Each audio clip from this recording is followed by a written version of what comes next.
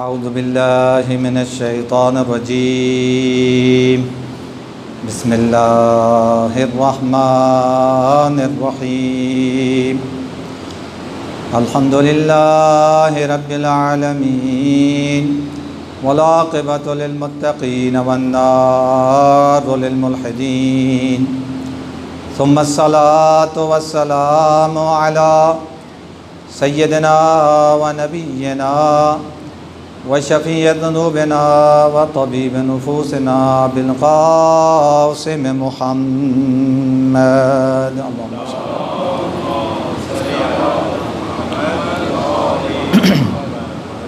وعلى آلہ الطیبین الطاہرین المعصومین المظلومین سیما بقیت اللہ فی الارضین روحی وارواح العالمین لتراب مقدمہ الفدا وعلى جدہ مولا الکونین ابی عبد اللہ الحسین ورحمۃ اللہ وبرکاتہ علی شیعتہم ومحبیہم ومتبعیہم ولعنۃ اللہ علی اعدائہم وغاصبی حقوقہم ومنکری فضائلہم۔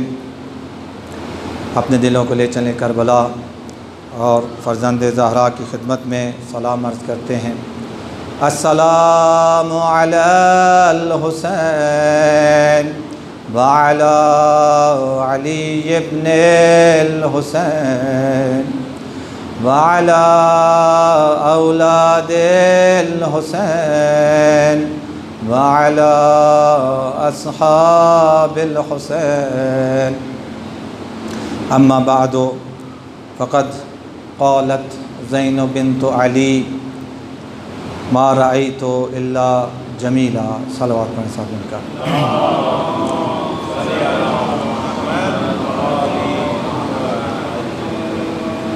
اعمال کی قبولی اور گناہوں کی بخشش کے لیے بار دیگر صلوات۔ اللہم صل۔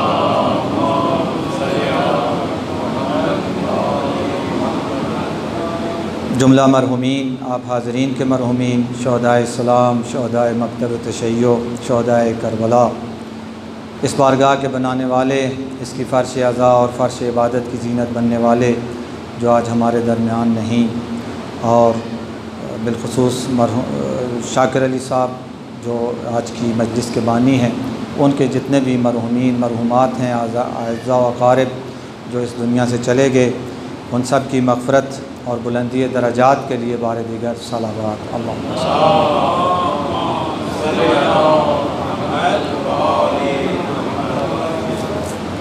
دعاؤں کی قبولیت کے لیے، پریشانیوں اور مشکلات کے رفع و دفع کے لیے، توفیقات خیر میں اضافہ کے لیے، خصوصاً آپ حاضرین اور بالاخص بانی مجلس، اس کے لیے بآواز بلند صلوات۔ اللہم صل۔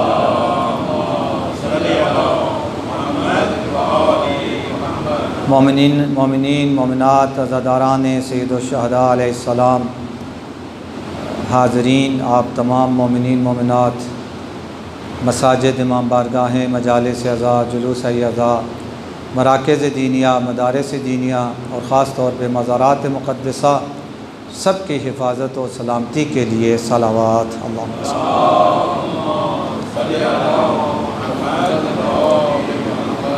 بارم آقا وارث اعضا کے جلد از جلد ظہور کے لیے صلوات۔ اللہم صل۔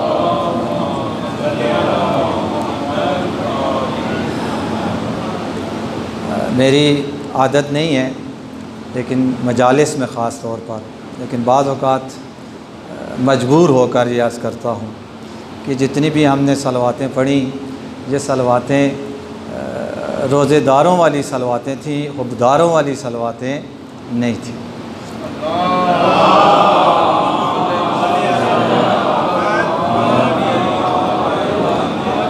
یقیناً آپ نے علماء کرام سے یہ سنا ہوگا، اگر نہیں سنا تو آج سن لیں کہ یہ وہ واحد ذکر ہے جس کے بارے میں کہا گیا ہے کہ اس کو بلند آواز سے پڑھنا چاہیے۔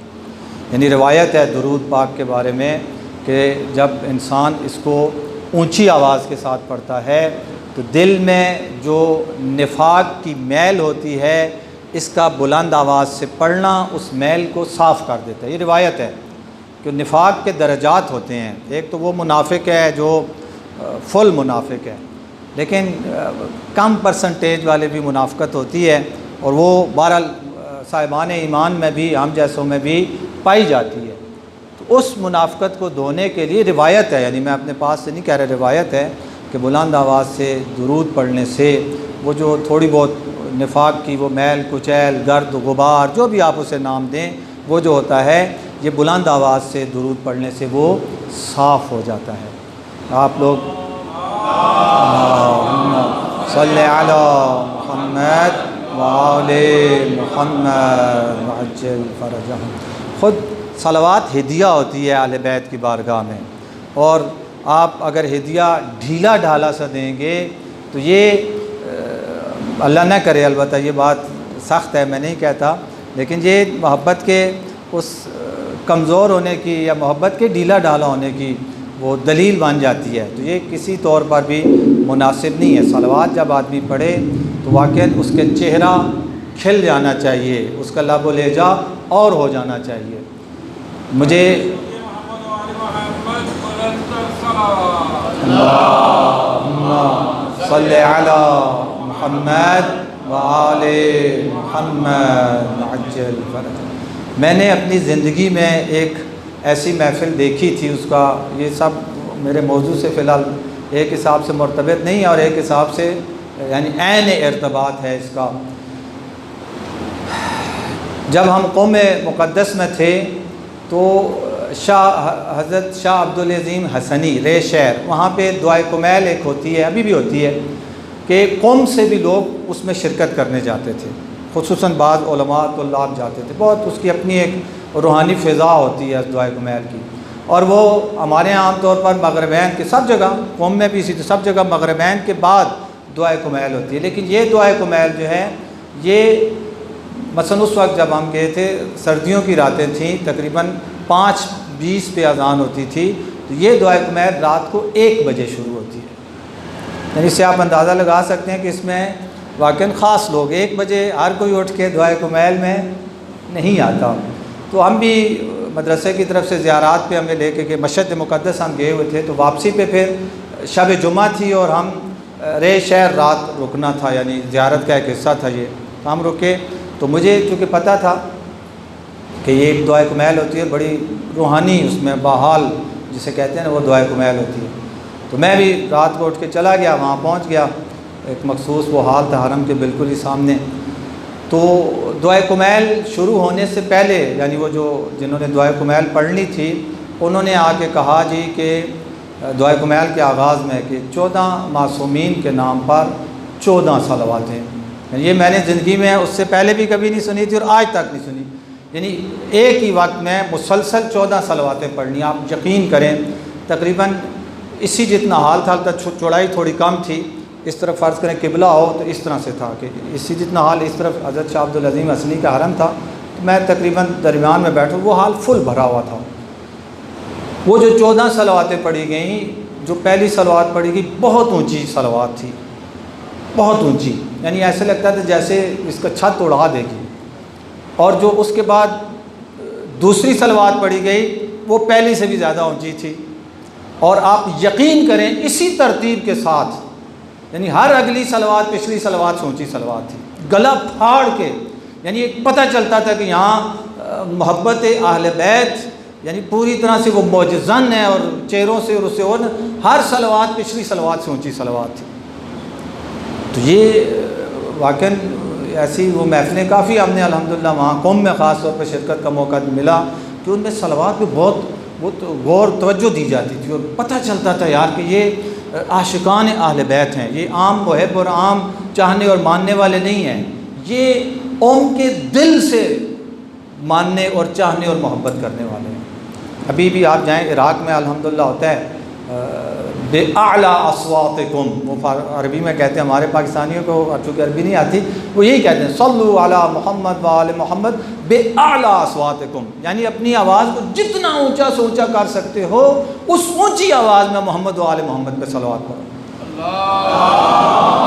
اللہم صلی علی محمد وآل محمد۔ اتنی فضیلت بیان کی گئی ہے صلوات کے بارے میں کہ واقعاً آدمی حیران ہو رہ جاتا ہے، یعنی باقاعدہ پوری کتاب ہے روایات جو صلوات کی فضیلت میں آئی ہیں۔ خود میرے پاس بھی میرے اس کتاب خانے میں یہ کتاب موجود ہے، صلوات کی فضیلت میں روایات۔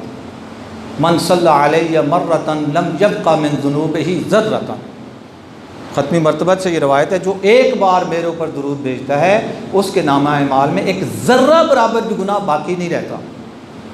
قیامت میں روایات میں آیا ہے کہ جو نام اس نیک اعمال والے پلڑے میں سب سے زیادہ جس چیز کا وزن ہوگا وہ صلوات کے ثواب کا ہوگا۔ عجیب، وہ کسی بزرگ نے کہا کہ یہ عرشی ذکر ہے جو ہم فرش پہ کرتے ہیں، زمین پہ کرتے ہیں۔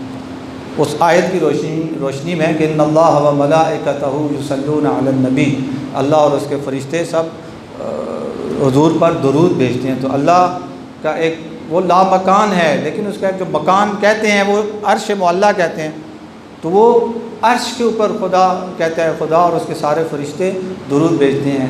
تو خدا نے چاہا کہ آسمان والے تو بھیجتے ہیں، زمین والوں میں سے بھی کچھ کو، سب کو نہیں دعوت دی۔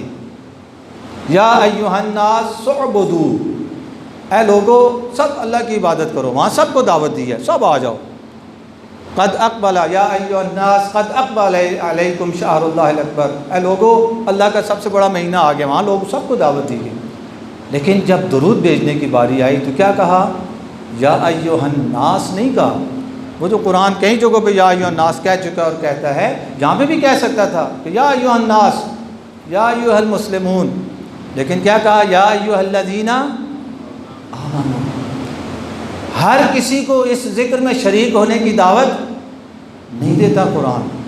خدا کہتا ہے میں اور میرے فرشتے جو کام کرتے ہیں اس کام میں زمین کا ہر بندہ اس میں شامل نہ ہو، بلکہ صرف صاحبان ایمان کو دعوت دیتا ہے کہ تم بھی آؤ اور ہمارے ساتھ اس ذکر میں شریک ہو جاؤ۔ اب آپ نے عرش والوں کے ساتھ اس ذکر میں شریک ہونا ہے، تو یہ وہ عراقی جو کہتے ہیں کہ بِأَعْلَىٰ أَصْوَاتِكُمْ، اعلیٰ یعنی وہ گڈ بیٹر بیسٹ، سمجھے بیسٹ، یعنی آپ کی جتنی اونچی سے اونچی آواز ہو سکتی ہے اتنی اونچی آواز کے ساتھ درود بھیجیں۔ وہ اسی لیے کہتے ہیں کہ اس سے آپ نے ایک قسم کا بعض کہتے کہ ایسے اتنی اونچی آواز سے بھیجیں کہ آپ کی آواز عرش الہی تک پہنچے۔ تو بہرحال اس کو جتنے جوش جذبے کے ساتھ اس ذکر کو پڑھا جائے گا اتنا زیادہ ہمارا دل نورانی اور پاکیزہ ہوتا ہے، اتنا زیادہ معارف اہل بیت اور محبت اہل بیت کو کیچ کرنے کی اس میں صلاحیت، کیونکہ نفاق ختم ہوتا ہے نا، نفاق کا گرد و غبار ختم ہوتا ہے تو پاکیزہ ہوتا ہے، دل پاک ہو جاتا ہے۔ اور پاک جگہ جو ہوتی ہے، تطہیر شدہ جو جگہ ہوتی ہے، وہاں پہ صاحبان تطہیر پھر جلوہ افروز ہوتے ہیں۔ وگرنہ جس دل میں آلودگی پائی جائے، نجاست پائی جائے، نفاق پایا جائے، نجاست پلیدی ہے نا، اہل بیت علیہ السلام سے تو خدا نے پلیدی کو کیا کیا ہے؟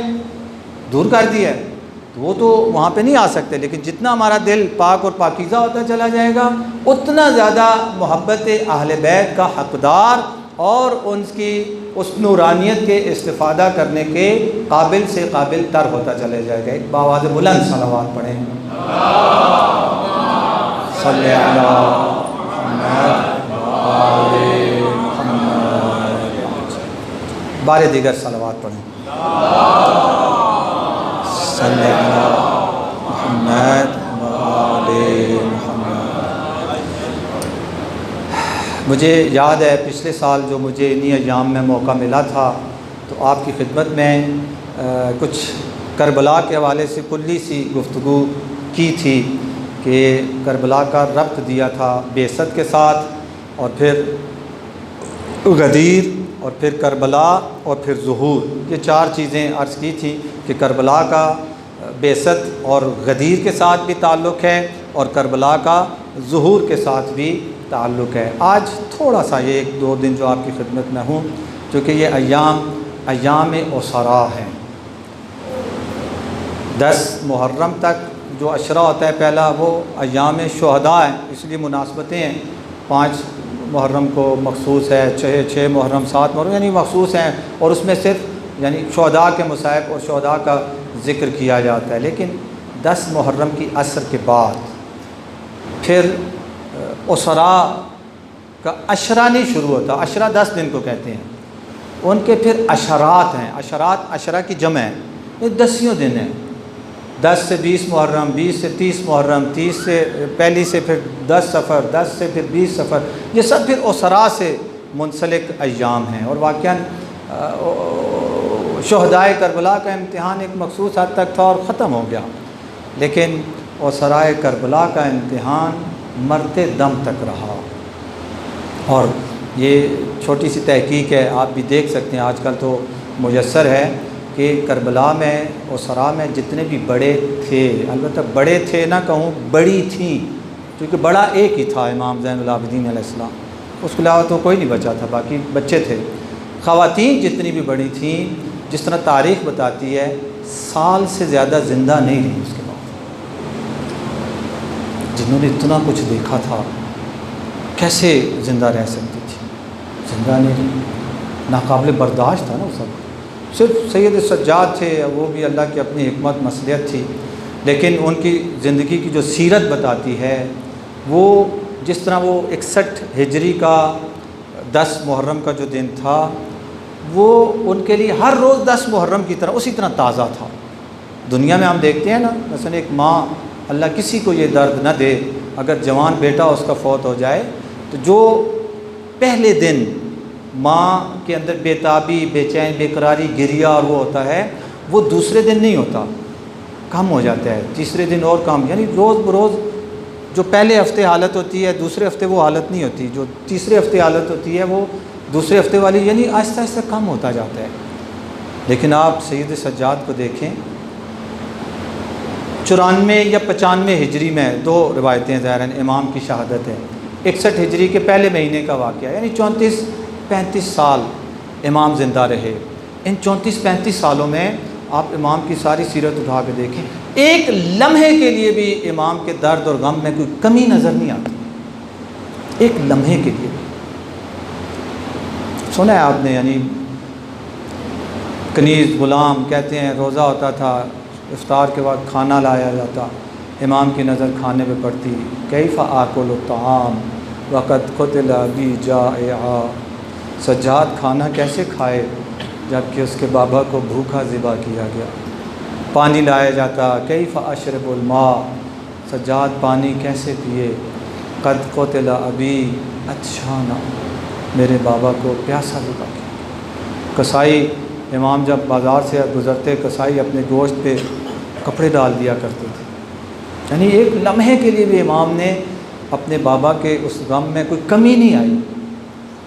اور واقعاً اہل معرفت بالکل ٹھیک کہا کہ حقیقی عزادار سید سجاد ہیں، یہ حقیقی عزادار ہمارا وقت کا امام ہے، جو فرماتے ہیں لَأَن دُبَنَّ عَلَيْكَ صَبَاحًا وَمَسَاءً، اے میرے جد مظلوم، میں صبح و شام آپ کو یاد کر کے گریہ کرتا ہوں، صبح و شام۔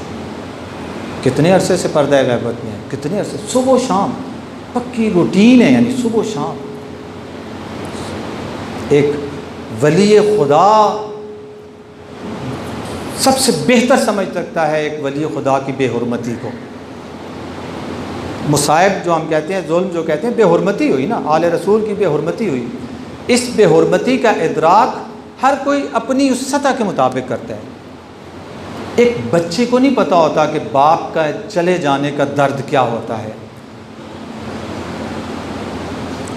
بچہ چونکہ بچہ ہے، کھیل کود میں کئی دفعہ ایسے ہم نے دیکھا، باپ فوت ہو گیا، بچہ کھیل رہا ہے، باپ کا جنازہ رکھا ہوا ہے، لوگ رو رہے ہیں، تعزیت تسلیت ہو رہی ہے، اور بچہ وہیں پہ چارپائی کے پاس ہی کھیل رہا ہے، چونکہ بچہ نہیں درک کر پاتا کہ میرے ساتھ کیا ہو گیا، درد یتیمی کیا ہے۔ لیکن بڑا بہتر سمجھتا ہے، اس سے بڑا اور بہتر سمجھتا ہے، چونکہ جو انسان کا وہ عقل و شعور بڑھتا چلا جاتا ہے، اس کے ادراک میں بھی ترقی ہوتی ہے۔ اسی طرح بے حرمتی ہے، ایک عام آدمی کی بے حرمتی ہوتی ہے، ایک عام آدمی اس چیز کو اپنی اس عام سطح کے مطابق سمجھتا ہے، لیکن جو اس شخصیت کا لیول بڑھتا چلا جاتا ہے، اس کی بے حرمتی کا درد جو ہے وہ بھی بڑھتا چلا جاتا ہے۔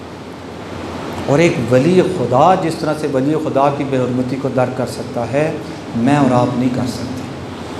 ہمارے وقت کے امام کربلا میں موجود، ظاہری طور پر موجود نہیں تھے، لیکن وہ سارے واقعات ان کے سامنے ہیں، اولیاء خدا کی جو بے حرمتی ہوئی وہ ان کے سامنے ہے۔ اسی لیے سید سجاد کے بارے میں ملتا ہے یہ واقعات کربلا میں، جب 11 محرم کو یہ قافلہ اسرا کا قافلہ لے جایا جا رہا تھا، تو اس گودی قتل گاہ مقتل سے جب گزارا گیا تو زینب عالیہ نے دیکھا کہ امام سجاد اپنے بابا کی لاش کے پاس بیٹھے ہیں اور چہرے پر موت کی زردی چھائی ہوئی ہے، چہرے پر موت کی زردی، اور بی بی کا بھی صبر اور حوصلہ۔ اللہ اکبر۔ کسی بزرگ عالم دین نے کیا جملہ کہا کہ زینب دیکھنے کو اور پڑھنے کو اور سننے کو تو ایک عورت ہے، خاتون ہے، لیکن جب انسان ان کے صبر، ان کے حوصلے اس کو دیکھتا ہے تو زینب صبر اور رضا کا ایک پہاڑ ہے، پہاڑ۔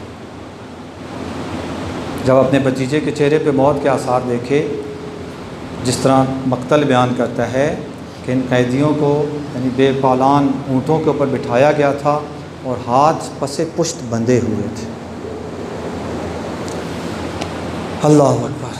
مصائب میں آپ سنتے ہیں حضرت عباس علمدار علیہ السلام کا کہ انہوں نے خود بھی کسی عالم کو یہ پیغام اس عالم برزخ سے بھجوایا کہ میری خاص مصیبت کیوں نہیں پڑھتے۔ جب پوچھا آپ کی خاص مصیبت کیا ہے، کہا ایک زخمی، ایک شاہ سوار، ایک گھوڑے سوار جب بھاگتے ہوئے گھوڑے سے گر جاتا ہے تو اپنے سر و صورت کو بچانے کے لیے وہ کس چیز کا سہارا لیتا ہے؟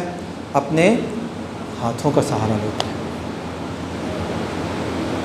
تو میری خاص مصیبت جو شاید کربلا کے کسی اور شہید میں نہیں ہے، وہ یہ ہے کہ میں بھاگتے ہوئے گھوڑے سے گرا جب کہ میرے بدن پر میرے ہاتھ سلامت۔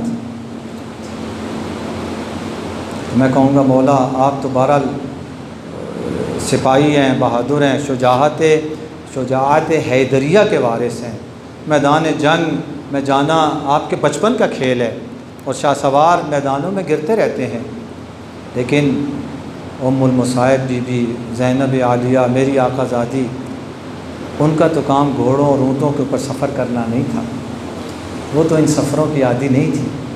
اور جو ایک ہی زندگی میں پہلا سفر وہ کیا تھا، جو یا مثلا مکہ گئی تھی یا کوفہ آئی تھیں، تو وہ سفر بھی سب کے سامنے ہے کہ کس شان کے ساتھ، کس ابوہت کے ساتھ بی بی سوار ہوتی تھیں، اترتی تھی، اور کس طرح سے ان کا قافلہ آیا تھا، وہ تو اس کی عادی تھی۔ اور یہ سفر جو 11 محرم کو شروع ہوا، یہ سفر تو ان کے مزاج، ان کی اس زندگی کے بالکل برعکس اور برخلاف تھا۔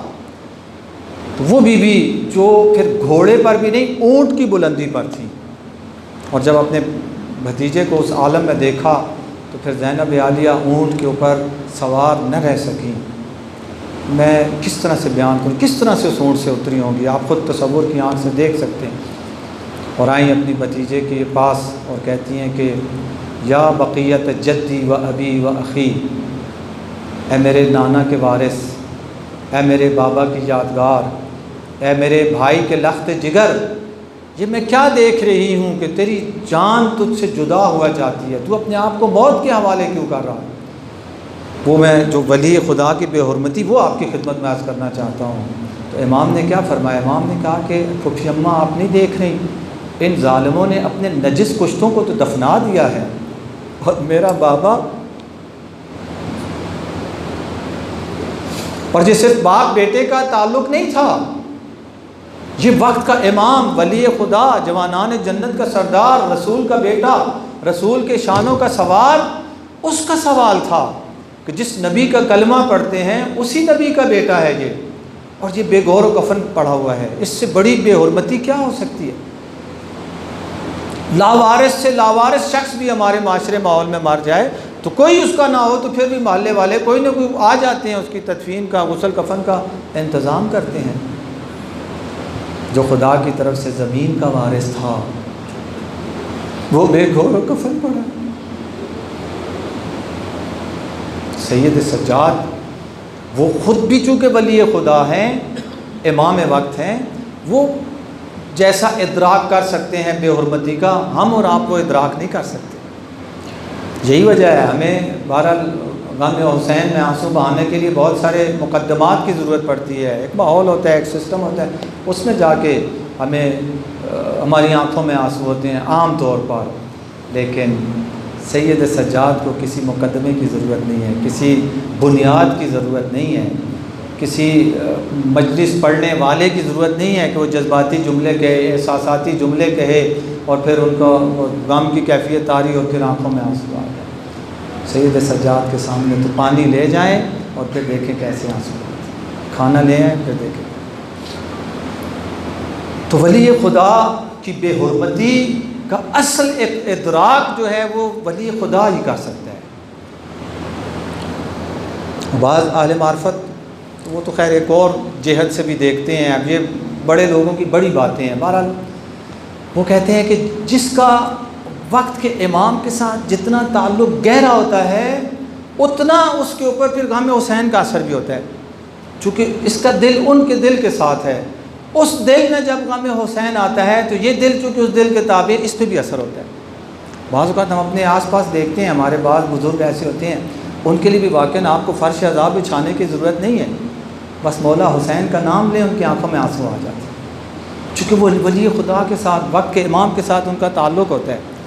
اور وہاں امام، وقت کے امام کے لیے بھی فرش عذاب اور یہ سارا کچھ کرنے کی ضرورت نہیں ہے، بس حسین کا نام آئے، جس حضرت آدم کے بارے میں ملتا ہے جب وہ توبہ کے لیے کہا کہ ان 5 ناموں کو لو، جب وہ نام دیے گئے یا محمود بحق محمد فلاں فلاں فلاں، اور جب امام حسین کا نام آیا تو وہ بھی نام لیا اور انہوں نے توبہ بھی کی، لیکن اس کے بعد کہا حضرت جبرائیل سے کہ جو 5 نام تھے، پہلے 4 نام میں نے لیے مجھے کچھ نہیں ہوا، لیکن جیسے ہی اس 5ویں نام کو آپ نے کہا اور میں نے لیا، سنتے ہی میرے دل کے اوپر ایک غم کی سی کیفیت طاری ہو گئی، میرا دل غم زدہ ہو گیا، میرا رونے کو دل کرنے لگا۔ کیا راز ہے اس نام کے اندر؟ حالانکہ اس وقت تک حضرت آدم کو واقعات کربلا کی خبر نہیں دی گئی تھی، لیکن صرف نام سن کر ان کو جو ہے وہ اس غم کی کیفیت طاری ہو گئی، چونکہ ان کا دل پاک تھا، اس دل کا رابطہ تھا، تو جب رابطہ تھا تو پھر اس رابطے کا اثر ہوتا ہے۔ بہرحال صلوات پڑھیں سب مل کر۔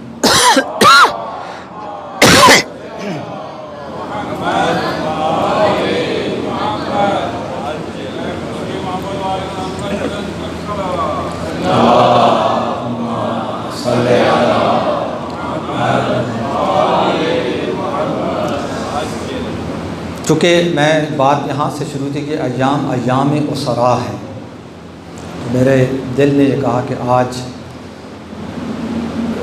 آقازادی حضرت زینب عالیہ کے حوالے سے کچھ گزارشات آپ کی خدمت میں پیش کروں کہ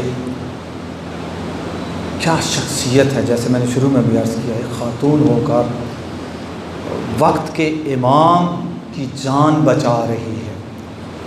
یہ اس موقع پہ انہوں نے یہی کہا، جب امام نے یہ کہا نا کہ میرے بابا بے گور و کفن اور ان کے نجس کشتے جو ہیں وہ دفن ہو گئے، تو پھر بی بی نے، چونکہ عالمہ غیر معلمہ تھیں، یہ بھی سید سجاد کا فرمان ہے، عالمہ غیر معلمہ، یعنی وہ عالمہ، وہ علم والی جس نے کسی معلم، دنیاوی معلم سے علم حاصل نہیں کیا تھا، یعنی دوسرے لوگوں نے ان کے پاس علم لدنی تھا، علم عطائی تھا جو خدا کی طرف سے عطا ہوتا ہے، وہ والا علم تھا، اس علم کی مالک بی بی ہیں۔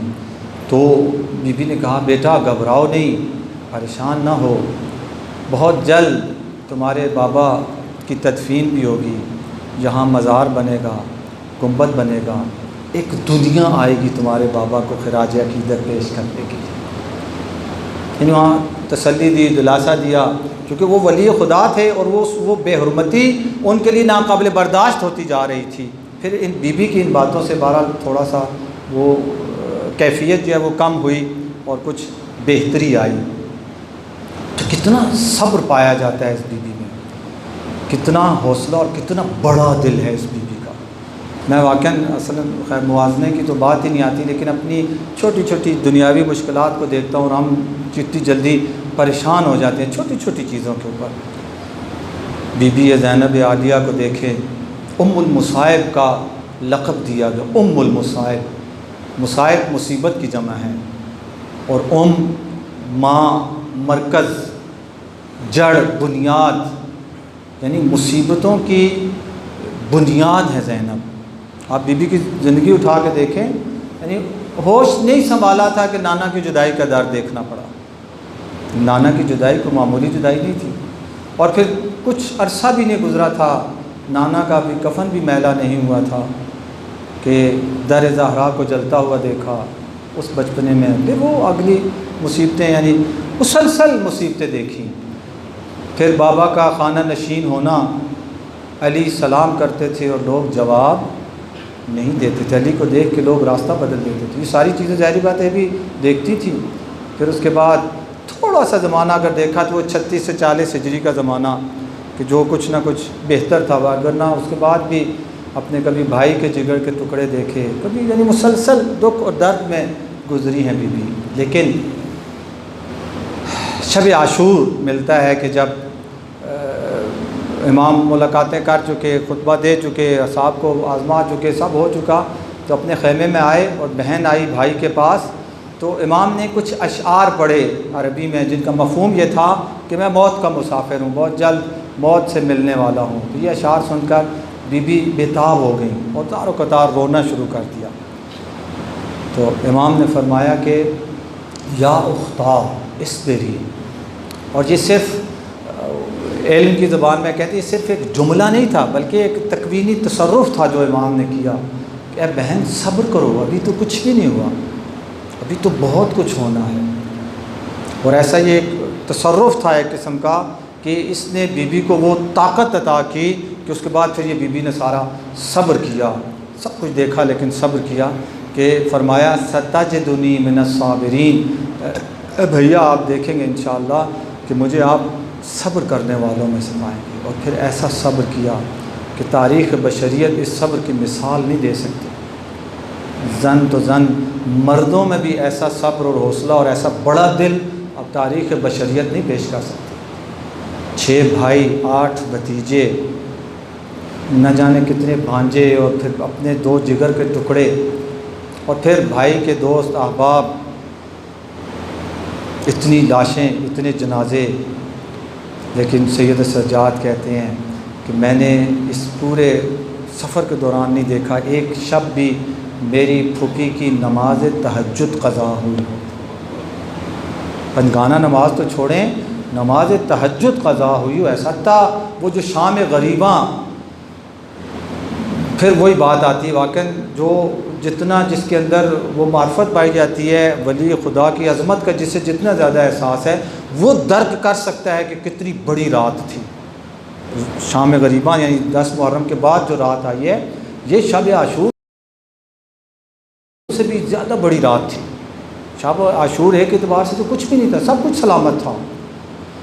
جو 10 محرم گزار کے جو رات آئی ہے، یہ ہمارے استاد کہہ رہے تھے کہ ہم مجلس ہوئی رہبر انقلاب کے اس امام بارگاہ میں، اور اس کے بعد یہ ہمارے استاد نے انہوں نے مجلس پڑھی، کہتے اس کے بعد پھر شام کا کھانا تھا، تو وہاں اس مجلس میں چونکہ پھر مجتہدین بھی آتے ہیں، آیت اللہ خضلی رضوان اللہ علیہ مرحوم ہو گئے، بہت بڑی شخصیت تھے، چھوٹا سا وجود تھا لیکن اس چھوٹے سے وجود کے اندر بہت بڑی شخصیت تھی۔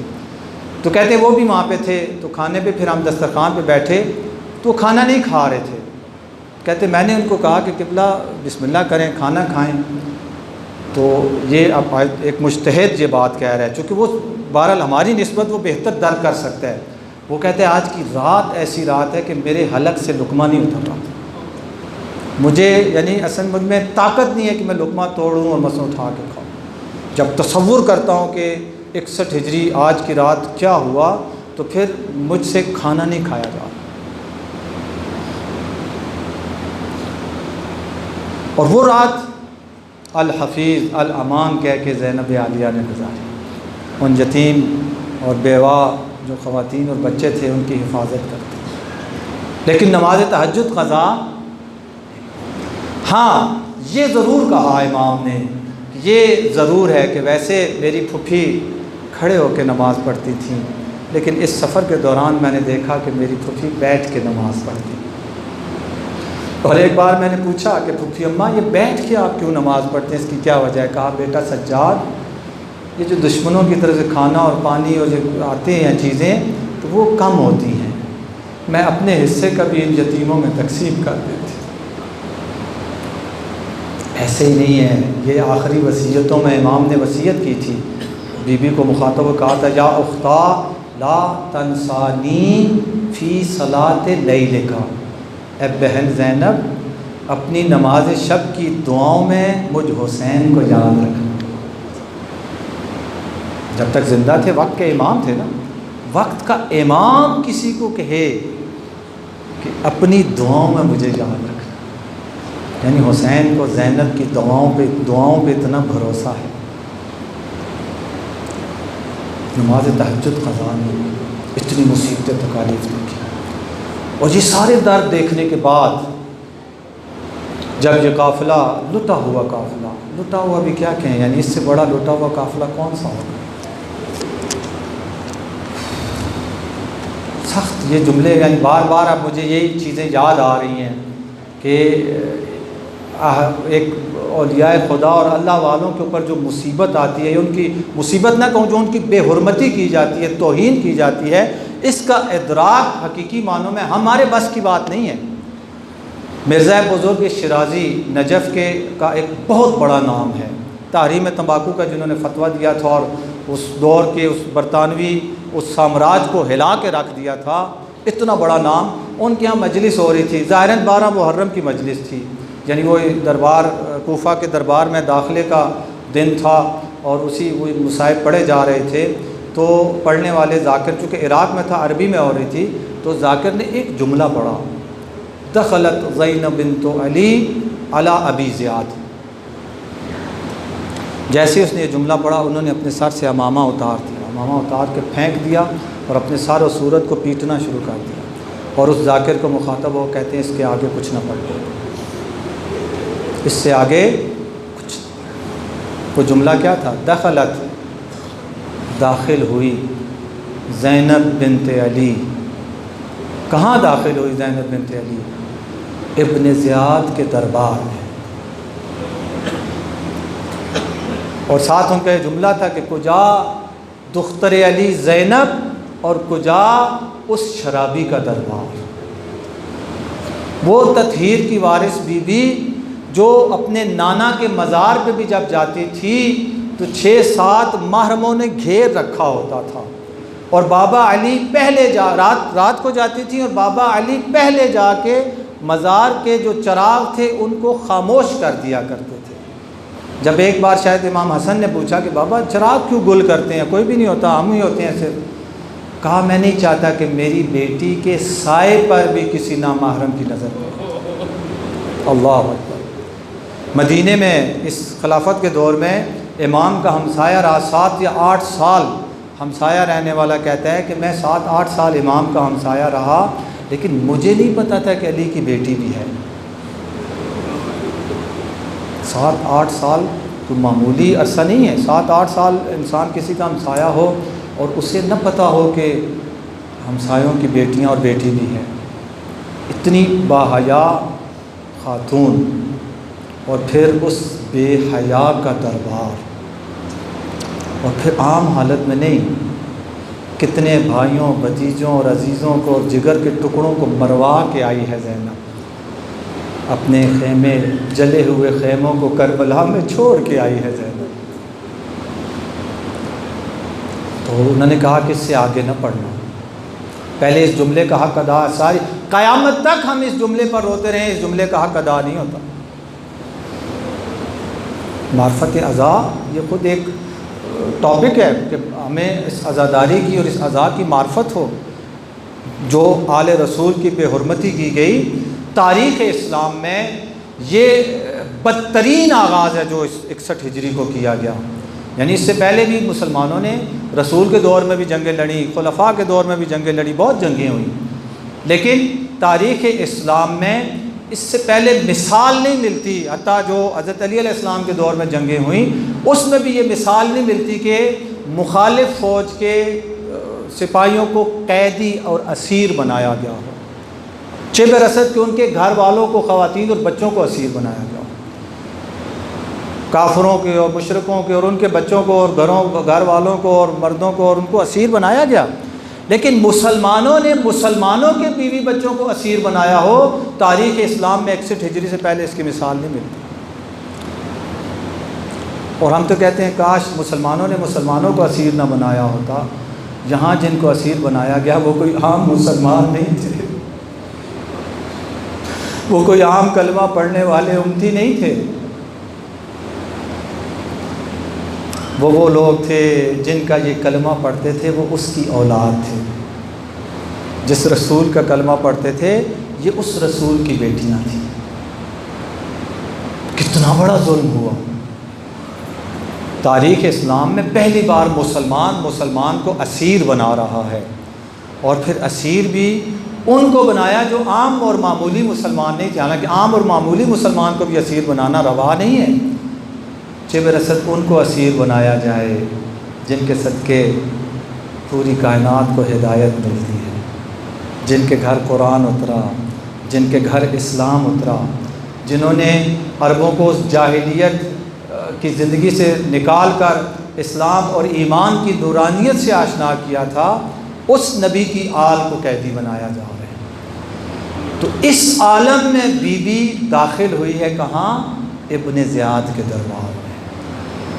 یعنی واقعاً میں اس درد کو نہیں بیان کر سکتا، اور نہ ہماری عقل اس درد تک پہنچ سکتی ہے۔ بہرحال جو ہمارا جتنا وہ ظرف ہے، جتنا دامن ہے، ہم اتنا ہی بیان کر سکتے ہیں اور اتنا ہی درک کر سکتے ہیں، وگرنہ بات بہت آگے کی ہے، بہت آگے کی ہے۔ ایک امام جو پردہ غیبت میں ہے اور 1200 سال ہونے والے ہیں جس کو پردہ غیبت میں، وہ یہ مبالغہ آرائی نہیں ہے جو کہتا ہے لَأَنْدُبَنَّ عَلَيْكَ صَبَاحًا وَمَسَاءً، صبح و شام گریا کرتا۔ ہمارے لیے بھی تو یہ مثال موجود ہے، ہم بھی الحمدللہ اللہ کا شکر ہے، اور اس نعمت پر ہم جتنا شکر بجا لائے کم ہے کہ صدیوں سے ہمارے آباء و اجداد اور ہم لوگ بھی فرش عذاب بچھا کے بہرحال کچھ نہ کچھ اس عزاداری اور گریے میں اپنا حصہ ڈال رہے ہیں۔ دنیا کا ہر غم وقت گزرنے کے ساتھ کم ہوتا ہے، ہوتے ہوتے ختم ہو جاتا ہے، لیکن ان لقتل الحسین حرارۃ فی قلوب المؤمنین لا تبرد ابدا۔ الحمدللہ یہ امام کا نام سن کے ہمارا دل غم زدہ ہو جانا، امام کے نام پہ فرش عذاب بچھائی جائے، ہم اپنا سب کچھ چھوڑ چھاڑ کے اس فرش عذاب پہ آ جاتے ہیں، یہ الحمدللہ یہ ایمان کی نشانی ہے۔ میں نہیں کہہ رہا، میرا کہنا کوئی حیثیت نہیں رکھتا، کائنات کا رسول فرما رہا ہے ان لقتل الحسین حرارۃ فی قلوب المؤمنین۔ حسین کی شہادت کا جو غم ہے یہ مومنین کے دلوں میں اس طرح سے جاگزین ہو چکا ہے کہ لا تبرد ابدا، کہ یہ کبھی بھی ختم نہیں ہو سکتا۔ اگر ہم دیکھتے ہیں، ہم محرم کا انتظار کرتے ہیں، فرش عذاب بچھنے کا انتظار کرتے ہیں، کوشش کرتے ہیں سب سے پہلے فرش عذاب پہ آنے کی اور سب سے آخر میں فرش عذاب سے جانے کی، تو بہرحال یہ ایک بہت ہی بڑی نشانی اور علامت ہے کہ ہمارے دلوں میں ایمان کا چراغ روشن ہے۔ فرش حسین پہ آنے کی ہر کسی کو توفیق نہیں ملتی، فرش عذاب پہ فرش حسین پر بیٹھنے کی ہر کسی کو شرف عطا نہیں ہوتا۔ ان شکرتم لازیدنکم، خدا مند متعال قرآن میں فرماتا ہے تم میری نعمتوں پر شکر بجا لاؤ گے تو میں اور زیادہ تمہیں عطا کروں گا۔ تو یہ ایک بہت بڑی نعمت ہے جو ہمیں فرش عذاب پہ بیٹھنے کا موقع ملتا ہے۔ کبھی یہ نہ کہیں کہ میں خود مجلس میں گیا تھا، میں اور آپ ہم کبھی مجلس میں نہیں آ سکتے جب تک وہ ہمیں نہ بلائے۔ یہ کبھی نہ سوچے میں آیا ہوں، میں پڑھنے آیا، آپ سننے آئے، یہ کبھی نہیں ہو سکتا۔ یہاں کوئی ان کی مرضی کے بغیر نہیں آ سکتا۔ میرے گھر میں کوئی میری مرضی کے بغیر آ سکتا ہے؟ اگر آئے گا تو وہ چور یا ڈاکو ہی ہوگا، وگرنہ جس کو میں خود مثلا استقبال کروں، بٹھاؤں، یعنی میری مرضی ہے تو وہ آیا نا۔ اگر ہم امام بارگاہ میں آتے ہیں ہمارے یہاں امام بارگاہ کہتے ہیں، ایران عراق چلے جائیں وہاں حسینیہ کہتے ہیں، یعنی حسین کا گھر۔ امام بارگاہ یعنی حسین کا گھر، تو حسین کے گھر میں حسین کی مرضی کے بغیر کوئی نہیں آ سکتا۔ یہ ایک نعمت ہے، بہت بڑی نعمت ہے، اس نعمت پر خدا کا شکر بجا لائیں۔ اور ہم تو دعا کرتے ہیں، ہماری دعا ہوتی ہے کہ ہماری آنے والی نسلیں تا قیام قیامت اہل بیت علیہ السلام کے حبدار، عزادار اور پیروکار بنے۔ ہماری نسل میں کوئی ایسا نہ آئے جس کا اہل بیت سے کوئی تعلق نہ ہو۔ تو بہرحال زینب عالیہ کربلا نے دین کو زندہ کیا، احیاء کیا، اور زینب عالیہ نے کربلا کو زندہ کیا۔ آج کے مورخین اور یہ جو تجزیہ و تحلیل کرتے ہیں واقعات کو، یعنی غیر جانبدار ہو کر، تو وہ کہتے ہیں کہ یزید کی سب سے بڑی غلطی جو تھی وہ یہ تھی کہ اس نے حسین علیہ السلام کو شہید کرنے کے بعد ان کے خاندان کو جو قید کیا اور پھر شہر شہر پھرا کر دمشق لایا۔ اگر یہ والی غلطی نہ کرتا تو اس کی وہ پہلی غلطی چھپ سکتی تھی، وہ اپنی پہلی غلطی پہ پردہ ڈال سکتا تھا، لیکن یہ جو اس نے غلطی کی، اس غلطی کے بعد اس کی اس پہلی غلطی پہ بھی پردہ نہ پڑ سکا۔ یہ صدام ملعون کا بھی کہتے ہیں، اس نے شہید باقر الصدر کو شہید کیا، اور ان کی جو بہن تھیں بنت الہدا، جو خود ایک مجتہدہ مومنہ خاتون تھی، سید زادی تھیں، اس نے ان کو بھی شہید کروایا۔ اور اہل قلم تھیں وہ، یعنی انہوں نے بہت ساری دین کی تبلیغ، افسانے اور یہ کہانیاں اور اس قسم کی چیزیں لکھ کے دین کی بہترین تبلیغ کی ہے۔ بعض کتابیں میرے پاس بھی ہیں، ایک رحلۃ فی القطار یعنی ٹرین کا سفر، اس میں انہوں نے داستان کی صورت میں پورا اسلام بیان کیا ہے۔ سفر میں شاید لڑکی لڑکا مثلا آپس میں آشنا ہو جاتے ہیں، سوال جواب، پھر آہستہ آہستہ دینی بحث، اور اسی بحث میں انہوں نے پورا اسلام مثلا اس کہانی کی صورت میں بیان کر دیا۔ تو بہت مجتہدہ مومنہ، تو ان کو جب اس ملعون نے مارنے کا ارادہ کیا تو کسی نے کہا اسے کہ یہ کیوں کرتے ہو، اس کے بھائی کو تو تم نے شہید کر دیا، اب اس بیچاری کو۔ اس نے کہا میں یزید والی غلطی نہیں دہراؤں گا، میں یزید والی غلطی نہیں دہراؤں گا۔ یہ اس بی بی کے ایام ہے اور اس بی بی کا فرش ادا ہے۔ عجیب منزلت پائی ہے اس بی بی نے۔ امام جس کو کہہ رہے ہیں کہ مجھے اپنی تہجد کی نماز کی دعاؤں میں یاد رکھنا۔ سید سجاد جس کو کہہ رہے ہیں کہ عالمۃ غیر معلمہ، میری پھوپھی وہ عالمہ ہے جس نے کسی معلم کے پاس علم، دنیاوی معلم کے پاس علم حاصل نہیں کیا، بلکہ اس کے پاس اللہ کا عطائی علم ہے، علم لدنی کی مالکہ ہے میری پھوپھی۔ وہ بی بی جب دربار میں داخل ہوئی اور اس ملعون نے تانا مارا، زخم زبان لگایا اور کہا کہ ارأیت صنع اللہ بأخیک و اصحابہ، کہ اے علی کی بیٹی تو نے دیکھا اللہ نے تیرے بھائی اور اس کے ساتھیوں کے ساتھ کیا کیا؟ یعنی اس سے سارا معاملہ خدا پہ جو کچھ کیا یعنی خدا نے کیا، اور آگے بہت نازیبا کلمات کہے اس نے کہ نعوذ باللہ نقل کفر، کفر نہ باشد، کہ ذلیل و رسوا کر دیا اور بدنام کر دیا اور یہ کر دیا اور وہ کر دیا۔ جب اس نے کہا تو علی بیٹی نے جلال میں آ کر جو جملہ کہا وہ میں نے اپنے سرنامہ کلام میں پڑھا کہ ما رأیت الا جمیلا، کہ ہم نے جو کچھ بھی دیکھا وہ سب جمیل تھا، وہ سب کمال تھا، وہ سب عظیم تھا، وہ سب بہت عمدہ تھا۔ یعنی تو سکے کا جو رخ دکھانا چاہتا ہے وہ حقیقی رخ نہیں ہے، سکے کا رخ وہ ہے جو ہم نے دیکھا۔ جو وفا شعاری کربلا میں نظر آئی وہ تاریخ بشریت میں کہیں اور نظر نہیں آتی۔ جو جذبہ اثار کربلا میں نظر آیا وہ جذبہ اثار کہیں اور نظر نہیں آتا۔ جو شوق جہاد اور شوق شہادت کربلا میں نظر آیا وہ کسی اور مقام پہ نظر نہیں آتا۔ میں جب اس مقام پہ پہنچتا ہوں تو مجبور ہو جاتا ہوں، ضرور ذکر کرتا ہوں اسی شوق شہادت کے حوالے سے۔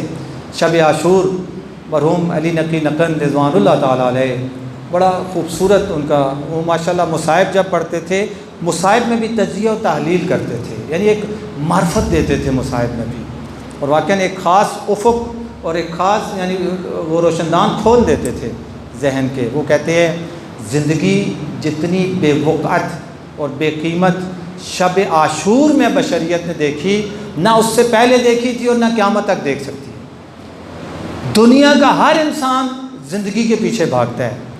اولاد کو دیکھتے ہیں تو کہتے ہیں کہ والدین کا سایہ تمہارے سروں پہ قائم رہے، والدین کو دیکھتے ہیں کہتے ہیں آپ کی اولاد کو اللہ طول عمر عطا فرمائے۔ ہر شخص زندگی کے پیچھے بھاگتا ہے، کوئی بیمار ہو جائے ہم اپنی ہر چیز قربان کرنے کو تیار ہو جاتے ہیں کہ اس کو موت سے بچایا جائے اور زندگی اس کی بڑھ جائے، زندگی بڑھانے کے در پہ۔ تو یہ فطرت ہے، یعنی کوئی بری چیز نہیں ہے، فطرت ہے انسان کی۔ ہر کوئی زندہ، انسان کیا حیوان بھی، ہر کوئی زندہ رہنا چاہتا ہے، ہر کوئی زندہ رہنا چاہتا ہے۔ لیکن یہ کیسے تھے کربلا والے، جن میں حسین ابن علی زندگی بانٹ رہے تھے اور وہ زندگی لینے کے لیے تیار نہیں تھے۔ حسین نے یہی کہا نا کہ سب سے بہترین اصحاب مجھے ملے، سب سے پاکیزہ اہل بیت مجھے ملے، میں تم سے سب سے راضی اور خوش ہوں، اور ان کو میرے ساتھ سروکار ہے، میں راضی خوشی تم سب کو اجازت دیتا ہوں، بیعت اٹھاتا ہوں، سب اپنی اپنی زندگی بچا کے چلے جاؤ۔ یعنی امام زندگی بانٹ رہے تھے، زندگی دے رہے تھے، لیکن کوئی زندگی لینے کے لیے تیار۔ بڑے تو بڑوں نے جو کچھ کہا آپ نے سنا۔ اس محفل میں ایک 13 سال کا بچہ بھی موجود تھا جو تھا بھی یتیم۔ جب امام اپنے اصحاب کا جذبہ، اپنے اہل بیت کا جذبہ تاریخ بشریت کو دکھا چکے، پھر بتایا کل تم بھی شہید، وہ شہداء کی فہرست پڑھی۔ اب یہ بچہ بڑے شوق سے اٹھ کے دیکھ رہا ہے کب میرا چچا میرا نام لیتا ہے۔ سب کے نام لیے لیکن قاسم کا نام نہ لیا۔ جن کے نام لیے تھے یعنی ان کو موت کی خبر سنا دی گئی تھی، کل آپ نے چلے جانا ہے اس دنیا سے، وہ خوش تھے۔ جن کو موت کی خبر ملی تھی وہ خوش تھے، اور جس کو زندگی کی خبر، یعنی جب شہداء میں نام نہیں آیا تو یعنی تم زندہ رہو گے، تو جس کو زندگی کی خبر ملی تھی وہ اداس تھا۔ یہ فطرت بشر کے خلاف ہے نہیں ہے؟ آج کرونا ٹیسٹ کرواتے ہیں، نیگیٹو آ جاتا ہے تو خوشی سے ہمارا ٹھکانہ نہیں رہتا، پازیٹیو آ جاتا ہے تو کرونا کچھ کہے نہ کہے، یہ سوچ کر کے کرونا ہو گیا، کیا پتہ وہ انسان کو نقصان پہنچا۔ یعنی لیکن جہاں پہ ہم دیکھتے ہیں جن کو موت کی خبر دی گئی وہ خوش ہیں، وہ ایک دوسرے کو مبارکبادیں دے رہے ہیں، اور ظاہری طور پر جس کو زندگی کی خبر ملی تھی وہ اداس اور پریشان ہے۔ جب محفل برخاست ہوتی ہے سب سے پہلے جو آتا ہے اپنے چچا کی خدمت میں، 13 سال کا یتیم حسن، کہتے چچا جان کل شہید ہونے والے مجھ قاسم کا نام نہیں ہے کیا؟ اللہ اکبر۔ عربی میں جب کسی کو بیٹا کہنا ہوتا نا تو ابنی کہتے ہیں، ابنی، اے میرے بیٹے۔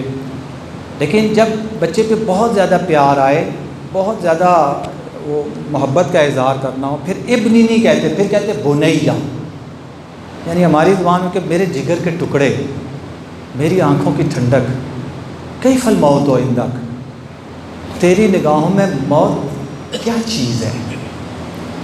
حسین دکھا رہے ہیں میرے لشکر کے بڑوں کو چھوڑو، میرے لشکر کے بچوں کو دیکھو اور ان کی معرفت دیکھو، جن کے کھیلنے کے دن ہے۔ 13 سال کا بچہ کھیلنے کی عمر ہوتی ہے، جن کے کھیلنے کے دن ہے اس کو دیکھو۔ کیف الموت و عندک، اور عجب موت کی وہ تعریف بیان کی یتیم حسن نے کہ مولا آپ کے قدموں میں، وقت کے امام کے قدموں میں جان نچھاور کرنا کیا ہے؟ احلا من العسل۔ بچوں کو میٹھی چیزیں اچھی لگتی نا، شہد سے بھی زیادہ میٹھی ہے، یعنی میری سمجھے پسندیدہ ترین چیز ہے۔ تو زینب عالیہ نے یہ رخ دکھایا، ما رأیت الا جمیلا، ہم نے جو دیکھا ہمارے خیموں میں جو مناظر تھے اس سے خوبصورت مناظر، اس سے خوبصورت اعلیٰ اقدار انسانی کا تصور ہی نہیں کیا جا سکتا۔ اللہ نے اپنے بعض مخصوص بندوں کا امتحان لیا اور ان مخصوص بندوں نے اس امتحان کو پورے 100 میں سے 100% 100% نمبروں کے ساتھ اس امتحان کو پاس کیا۔ اس سے بڑی اور عظمت کیا ہو سکتی ہے؟ ما رأیت الا جمیلا۔ یہ شجاعت ہاشمیہ تھی جو قاسم میں ہمیں معجزہ نظر آئی۔ تھوڑا غیرت ہاشمیہ کا بھی جلوہ دیکھ لیں۔ جب قاسم نے کہا احلا من العسل تو امام نے فرمایا قاسم کل تو کل تیرا بھائی اصغر بھی شہید ہو جائے گا، جو اتنی بے چینی کے ساتھ اپنی شہادت کی خوشخبری سننے کے لیے بے قرار تھا، اسے جب شہادت کی خبر سنائی گئی لیکن ساتھ جب اصغر کی شہادت کی بات ہوئی تو وہ اپنی اس خوشخبری کو بھول گیا، اور شجاعت حیدریہ پر میں کہتا ہوں غیرت ہاشمیہ غالب آ گئی، اور تڑپ کر کہتے ہیں حل یسدون الی الخیام، چچا جان کیا ظالم یہ ظالم کل خیموں میں گھس آئیں گے؟ چونکہ میرا بھائی تو میدان میں جانے کے قابل نہیں ہے، یہ ظالم خیموں میں گھس آئیں گے۔ نہ جانے کیا سوچ کر میرے آقا نے شام غریباں کے مناظر بیان نہیں کیے، کہا نہیں بیٹا تیرا بھائی پیاسا ہوگا، میں اسے پانی پلانے میں اسے میدان میں لے کے جاؤں گا۔ جیسے ہی قاسم نے یہ سنا کہ میرا اصغر خیموں میں شہید نہیں ہوگا، میدان میں شہید ہوگا، قاسم کے دل کو قرار آ گیا۔ جس خاندان کے 13 سال کے بچے کی غیرت کا یہ عالم ہو، اس خاندان کے 24 سالہ سید سجاد کی غیرت کیسی ہو؟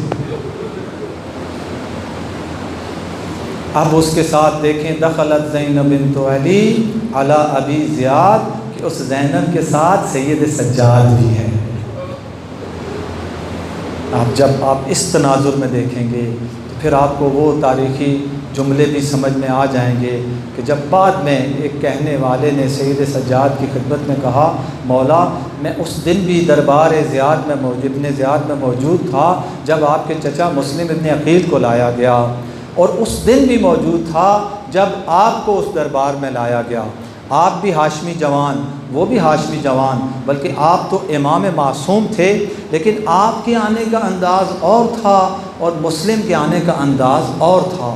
مسلم جب دربار میں آئے تو سر تنا ہوا تھا، سینہ اکڑا ہوا تھا، اور ابن زیاد کی آنکھوں میں آنکھیں ڈال کے بات کر رہے تھے۔ جب کسی کہنے والے نے کہا اے مسلم تو نے امیر کو سلام نہیں کیا، تو امیر نے اپنی اس باروب آواز مسلم نے اپنی اس باروب آواز میں کہا مالی امیر سوى الحسین، مسلم کا امیر اگر ہے تو صرف حسین ہے۔ مسلم سوالہ سلام کرے گا تو اپنے مولا حسین کو سلام کرے گا، اس کے علاوہ مسلم کسی کو اپنا امیر نہیں مانتا۔ اسی لیے تاریخ آج بھی مسلم کو امیر مسلم کے نام سے یاد کرتی ہے۔ جس نے حسین کو اپنا امیر مانا وہ دنیا والوں کا امیر بن گیا۔ تو مولا مسلم امام نہیں تھے، لیکن ان کے آنے کا انداز ہاشمی انداز تھا، لیکن آپ جب دربار ابن زیاد میں آئے تو آپ کا انداز ہاشمیوں والا نہیں تھا، آپ کا سر جھکا ہوا تھا، نظریں زمین پر گڑی ہوئی تھی، آپ سے بولنا مشکل ہو رہا تھا، زبان میں لکنت آ رہی تھی، سر اٹھا کے بات نہیں کر پا رہے تھے۔ میرے امام نے کیا جواب دیا؟ وہی جواب جب کسی نے پوچھا نا مولا آپ پر سب سے زیادہ مصیبتیں کب آئیں، تو فرمایا ایک بار نہیں، 2 بار نہیں، 3 بار فرمایا الشام الشام۔ فرمایا میرا چچا مسلم جب آیا تھا تو وہ اکیلا تھا، لیکن جب مجھے ابن زیاد کے دربار میں پیش کیا گیا تو میرے پیچھے رسول زادیاں تھیں، میرے ساتھ علی و فاطمہ کی بیٹیاں تھیں، وہ تطہیر کی وارث بیویاں جن کے سائے پر بھی کبھی نامحرم کی نظر نہیں پڑی تھی۔ اس دربار میں زینب عالیہ کہتی ہیں ما رأیت الا جمیلا، میں نے جو کچھ دیکھا وہ سب جمیل تھا۔ ہماری طرف سے ہاں سکے کا جو دوسرا رخ ہے وہ تم لوگوں کا ظلم و ستم ہے، وہ اس کی البتہ کوئی شک شبہ نہیں کہ وہ پستی کی انتہا نظر آئی تو وہ تمہاری طرف سے، رذالت اور ظلم و ستم کی انتہا نظر آئی تو وہ اس طرف سے، لیکن جو ہماری طرف سے میرے بھائی اور ان کے ساتھیوں کی طرف سے جو تھا تو وہ سب اعلیٰ اقدار انسانی تھی، وہ امتحان الہی تھا۔ اور یہی وجہ ہے کہ اس آخری مرحلے میں بھی سید الشہداء یہی کہتے ہوئے نظر آتے ہیں رضاً بقضائہ تسلیما لامرہ، کہ اے اللہ میں تیرے فیصلے پہ راضی ہوں۔ آخری مرحلے میں اس جب سجدہ حالت سجدہ میں سر ہے اور بس چند لمحوں کا مہمان ہے زہرا کا لال، تو کہہ رہے ہیں رضاً بقضائہ، تیرے فیصلوں پہ راضی ہوں، تسلیما لامرہ، تیرے حکم کے سامنے سر تسلیم ہوں۔ میں اگر آج دنیا کی ہر نعمت ہوتے ہوئے کہتا ہوں خدایا تیرے فیصلے پہ راضی ہوں، یہ کہہ سکتا ہوں، لیکن جس کا سب کچھ لٹ گیا، جس کا کچھ بھی نہیں بچا، اس کو دیکھیے وہ کہہ رہا ہے، کیونکہ اسے پتہ ہے میں نے جو بھی کیا اپنے رب کے لیے کیا، تو میں تیرے فیصلوں پہ راضی ہوں، تیرے امر کے سامنے سر تسلیم خم ہوں، لا معبود سواک، کیونکہ میں جانتا ہوں تیرے سوا کوئی معبود نہیں ہے، یا غیاث المستغیثین۔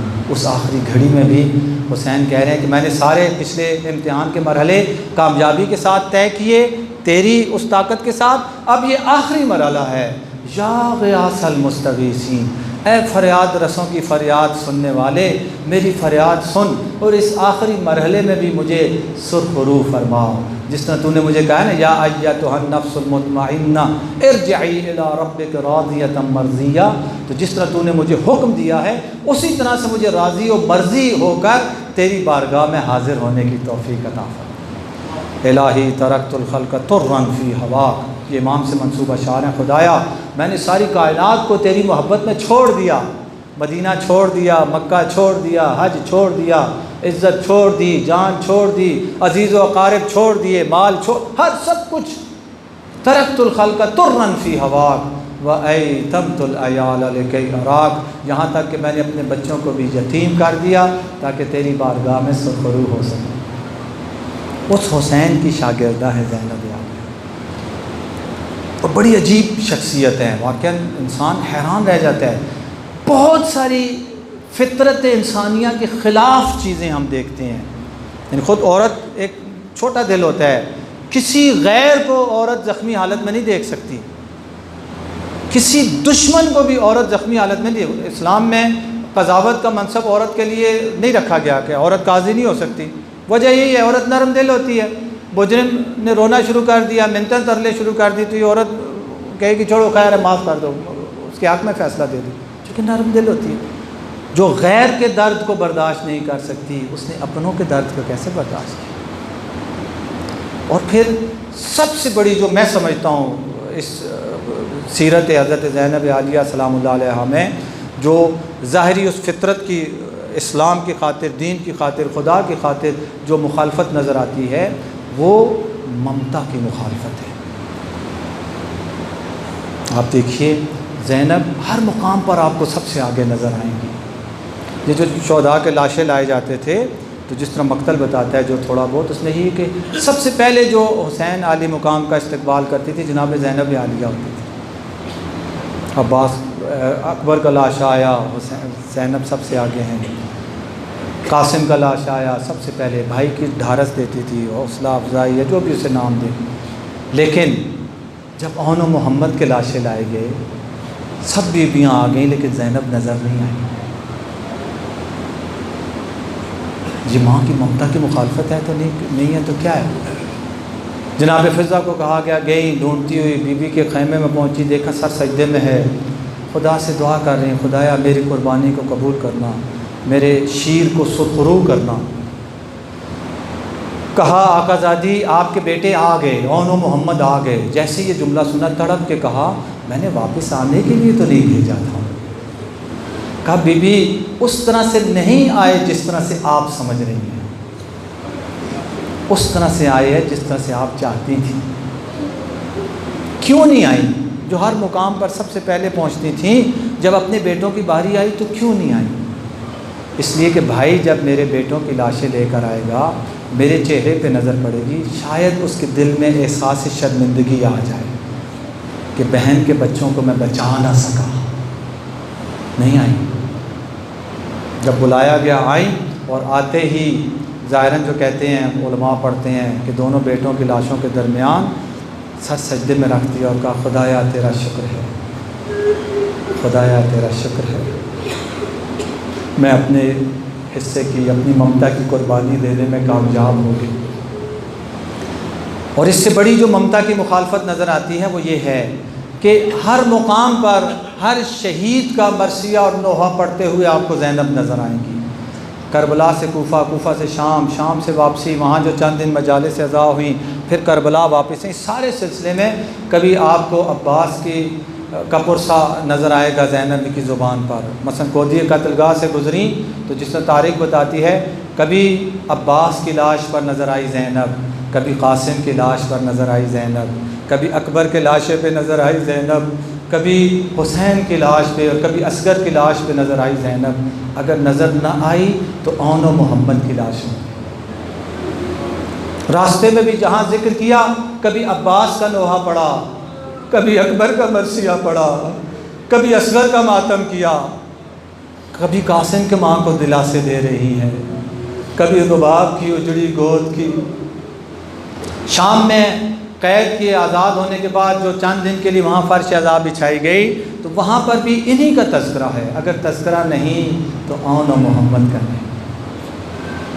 واپس کربلا آئیں تو بھی یہی ملتا ہے، کبھی گنج شہداء میں، کبھی عباس علمدار کی قبر اطہر پر، کبھی حسین مظلوم کربلا کی قبر اطہر پر، ہر ایک کا تذکرہ، لیکن اون و محمد کا تذکرہ نہیں ملتا۔ جب مدینہ پہنچیں تو وہاں پہ بھی یہی چیز نظر آئی۔ رسول کے روضے پہ جا کے حسین کا پرسہ دیا، ماں زہرا کی قبر پہ جا کے ان کے بیٹے کا پرسہ دیا، بھائی حسن کی قبر پہ جا کے ان کے بھائی اور ان کے بیٹوں کا پرسہ دیا، بی بی ام البنین کی خدمت میں ان کے بیٹوں کا پرسہ دیا۔ اگر کوئی سوال کرے اے میری آقا زادی، آپ پھوپھی بھی ہیں، آپ خالہ بھی ہیں، آپ بہن بھی ہیں، ہر رشتے کا آپ نے حق ادا کیا، لیکن ان سارے رشتوں کے باوجود بالآخر آپ ماں بھی ہیں، آپ ماں بھی ہیں۔ عجب نہیں زینب پلٹ کر آواز دے، اگر میں اکبر کا ماتم نہ کروں، اگر میں قاسم کا ماتم نہ کروں، اگر میں اپنے بچوں کا ماتم شروع کر دوں تو پھر لیلا کو دلاسے کون دے گا؟ پھر بیوہ حسن کی تسلیت کا باعث کون بنے گا؟ اگر میں اپنے بچوں کو رونا شروع کر دوں تو پھر ان بیویوں کا کیا ہوگا؟ اپنی ممتا پہ بند باندھ کے رکھا زینب نے، اور اس درد کو حقیقی معنوں میں واقعاً ایک ماں سمجھ سکتی ہے، ایک ماں سمجھ سکتی ہے کہ جس کی نسل ختم ہو گئی، جس کے دونوں بچے قربان ہو گئے اور وہ اپنے بچوں کو نہ روئی، اپنے بچوں کو یاد نہ کیا۔ روئی تو کب روئی، یاد کیا تو کب کیا؟ جس طرح تاریخ میں ملتا ہے جب سب امانتیں سپرد کر چکیں، جب سب پرسے دے چکیں تو پھر زینب عالیہ آئی اس دروازے پہ جو دروازہ تھا حضرت عبداللہ ابن جعفر طیار کا۔ وہ دروازہ کھلا، زینب عالیہ صحن سے گزرتی ہوئی آئی اس کمرے میں جس کمرے میں دو چھوٹے چھوٹے مصلے بچھے ہوئے تھے۔ جیسے ہی ان مصلوں پر نظر پڑی آواز دی، واہ محمدہ واہ آؤنا، او میرے جگر کے ٹکڑوں، تمہاری ماں تم سے شرمندہ ہے۔ میں نے اس پورے سفر میں ہر ایک کا ماتم کیا، ہر ایک کا مرثیہ پڑھا، ہر ایک کا لوہا پڑھا، اے میرے بیٹوں میں مجبور تھی، اگر نہ پڑھ سکی تو تم دونوں کا لوہا اور مرثیہ نہ پڑھ سکی، اے میرے بچوں میں تم سے شرمندہ ہوں۔ الا لعنۃ اللہ علی القوم الظالمین سیعلم الذین ظلموا ای منقلب ینقلبون۔